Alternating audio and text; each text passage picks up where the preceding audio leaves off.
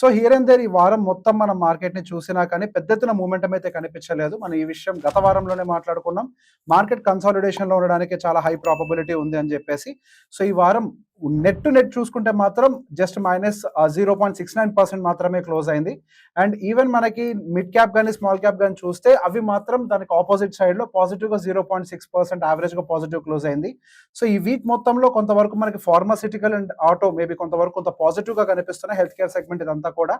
So tariff related కొంతవరకు relaxation ఏమైనా రావచ్చు. సో ఇప్పటి వరకు flat tariff on auto segment and pharmaceutical and health care segment మీద కొంతవరకు ఆ tariff related flat tariff, so గతంలో ఏదైతే టారిఫ్ మన వాళ్ళు మాట్లాడుతున్నారో అది కాకుండా దీనికి మాత్రం ఫిక్స్డ్ గా ఫ్లాట్, దేంతో సంబంధం లేకుండా వేస్తామని ఏదైతే చెప్పారో అది కొంతవరకు ఏమైనా రిలాక్స్ అవుతుందా అనే ఒక ఎస్టిమేషన్ తోటి ఈ వారంలో కొంతవరకు వాటిలో కొంత బులిష్నెస్ కనిపించింది. బట్ ఓవరాల్ గా చూస్తే మాత్రం మార్కెట్ న్యూట్రల్ గానే క్లోజ్ అయింది.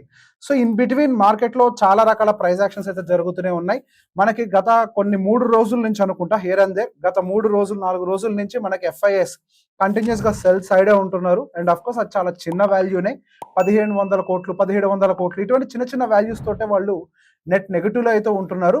బట్ హియర్ అండ్ దేర్ మనకి డిఐఎస్ అయితే సపోర్ట్ చేస్తూనే ఉన్నారు మార్కెట్ ని. డిఐఎస్ సపోర్ట్ తోటి మార్కెట్ అయితే అప్ సైడ్ మూవ్ అవుతూనే ఉంది. అంటే స్టేబుల్ గా ఉండే ప్రయత్నం అయితే చేస్తుంది.